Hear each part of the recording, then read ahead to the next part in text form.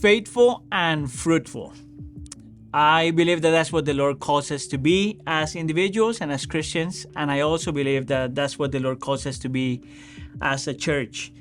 So the question that we got to ask is, what does it take for us to be faithful and fruitful as a church?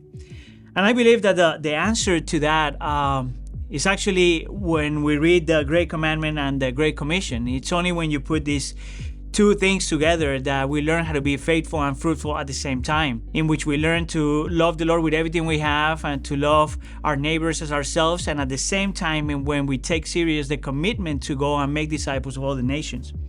So behind this new mission statement is that precisely, the Great Commission and the Great Commandment. And the way I explain it is to grab these things that I call the four loves.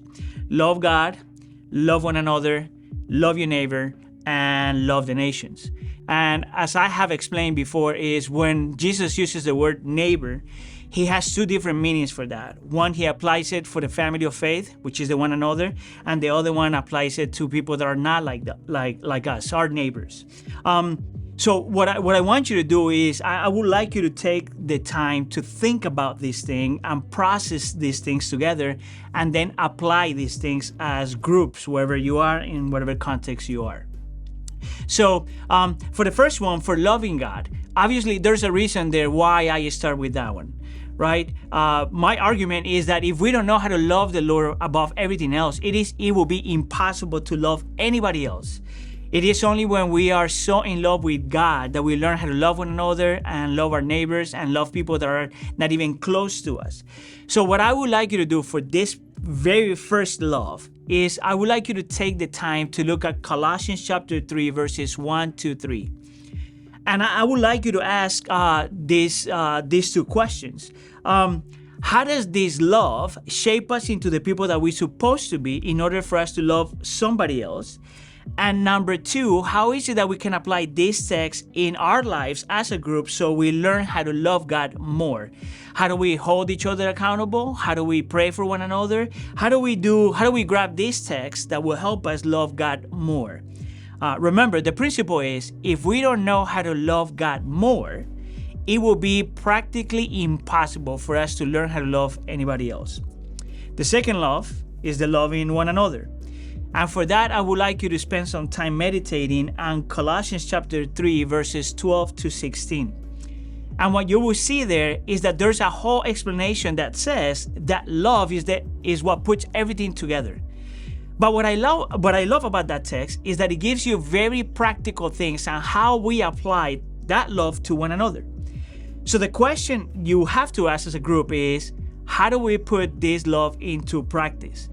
Is there anything that we need to bring into our community in order for us to practice this love with one another? Remember, when you think about love, there is an order of loves. So we are called to love God first.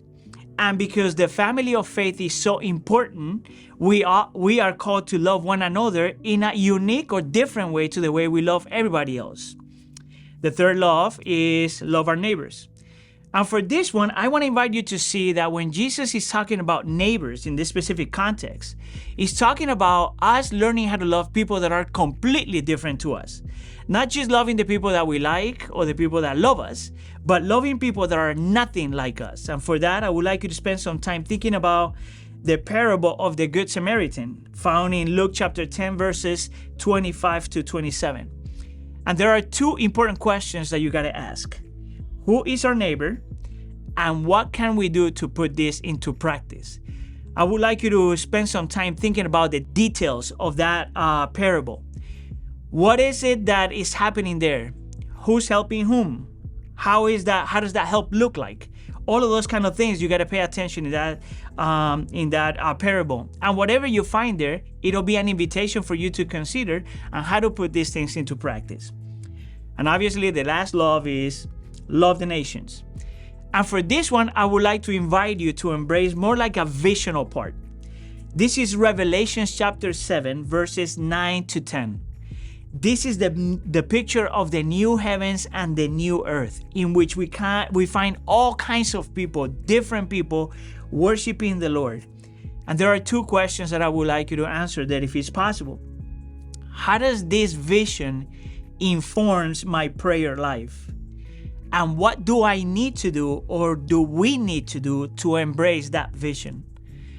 I really believe that the way we can become people that are faithful and fruitful, people of the Great Commandment and the Great Commission, is to embrace these 4 loves. Love God, love one another, love our neighbors, and love the nations.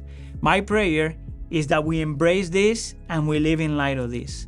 Having heard all of this, my invitation to you is that you take these 4 loves, apply them to your heart, and live in light of them. I'm praying that the Lord use this season to help us become more and more what He wants us to be.